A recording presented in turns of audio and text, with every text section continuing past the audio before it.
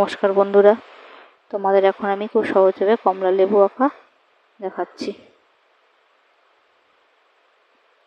আগে গোল করে নিচ্ছি।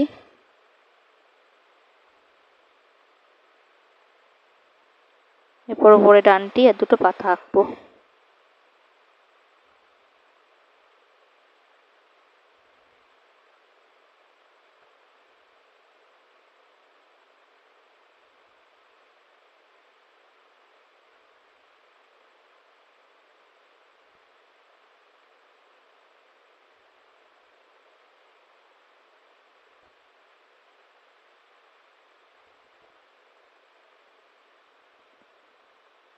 এরপর আমি কমলা লেবুটা পুরো কমলা রং করে নিচ্ছি।